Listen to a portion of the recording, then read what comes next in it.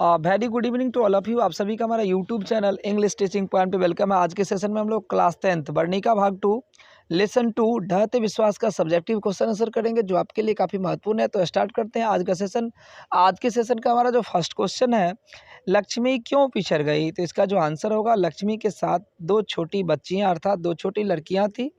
गोद में उसका छोटा सा लड़का था, बच्चा था, और माथे पर चिवड़ा, बर्तन और कपड़े भरे बोरी थी, जिसके कारण वह पिछड़ गई। चलते हैं क्वेश्चन नंबर 2 की तरफ। लक्ष्मी के व्यक्तित्व पर विचार करें। लक्ष्मी इस कहानी के प्रमुख पात्र है। उसके व्यक्तित्व में कूट कूट कर दृढ़ता और साहस भरा है। गांव में मात्र 1 बीघा जमीन होने के बावजूद, अर्थात उसकी मात्र 1 बीघा भूखंड थी, पर पूर्व अनुभव के आधार पर उसने न घर छोड़ा और न ही गांव छोड़ी। अर्थात तो उसे यह अनुभव था कि बाढ़ आने वाली है, बाढ़ आएगी ही, क्योंकि जब वो ससुराल आई थी उस समय भी दलई बांध टूट गया था, भयानक बाढ़ आई थी। इसके बावजूद कठिनाइयों का साहस से सामना करती है और चित्त को भी समाज रक्षा में लगा देती है, बांध की सुरक्षा के लिए भेज देती है। उसके हृदय में मातृत्व की जलधार बहती है। अचित्त के लिए तो उसने विलंब किया ही। मूर्छा से जगाने पर एक मुर्दे बच्चे को छाती में भींच लेती है, अर्थात सीने से लगा लेती है। इस प्रकार लक्ष्मी के व्यक्तित्व में नारी सुलभ मातृत्व के साथ साथ दृढ़ता और साहस का अच्छा मिश्रण है। काफ़ी सशक्त महिला थी। चलते हैं क्वेश्चन नंबर 3 की तरफ। विपत्ति अकेले ना आकर संगी साथियों के साथ आती है। कहानी के आधार पर स्पष्ट करें। कहानी में उल्लेखित उपयुक्त उक्ति सत्य है। तूफान के बाढ़, सूखा और उसके बाद बाढ़ का प्रकोप ये सिद्ध करता है कि विपत्ति अकेले ना आकर संगी साथियों के साथ आती है। अर्थात उड़ीसा के लोग काफ़ी कठिनाइयों का सामना कर रहे थे। उनका जनजीवन अस्त व्यस्त था। तूफान के बाद सूखा और सूखा के बाद बाढ़, अर्थात एक साथ कई विपत्तियां उनके जीवन में आई हुई थी। चलते हैं क्वेश्चन नंबर 4 की तरफ। कहानी में आए बाढ़ के दृश्यों का चित्रण अपने शब्दों में प्रस्तुत करें। दलई बांध पर काफ़ी श्रम करके भी लोग सफल ना हो सके, बांध टूट ही गया। सूचना मिलते ही लोग टीले की ओर दौड़ पड़े। पानी का बहाव काफ़ी तेज़ था। कुछ लोग रास्ते में बह गया। स्कूल भी पानी से भर गया। घुटने भर पानी में लोग छत पर खड़े रहे, पर कमरे वालों की क्या गति हुई यह किसी को मालूम नहीं। लक्ष्मी आदि कुछ लोग वृक्ष की जटा और डाल पकड़कर लटक गए। चंद्रश्री चबूतरा भी पानी से भर गया। लोग अफरा तफरी में जान बचाने को आकुल व्याकुल थे, पर कोई देव शक्ति उन्हें रक्षा न कर सकी। इस विभीषिका में गांव का विनाश हो गया।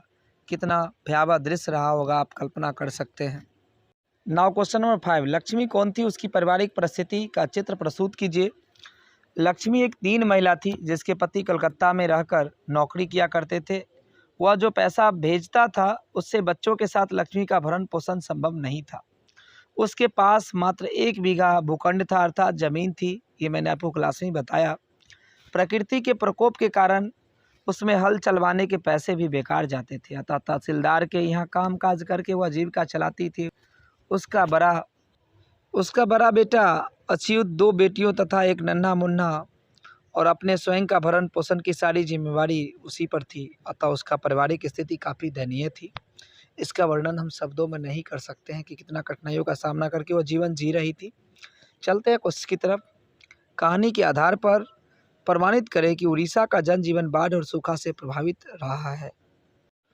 उड़ीसा के जनजीवन का सफल चित्रण सातकोड़ी होता ने अपनी इस कहानी में उड़ीसा की बाढ़, सुखाड़ का प्रत्यक्ष प्रतिबिंब प्रस्तुत किया है। तूफान के बाद सूखा और उसके बाद बाढ़ वहाँ के जनजीवन को अस्त व्यस्त करके हर समय बेसहारा बना देता था।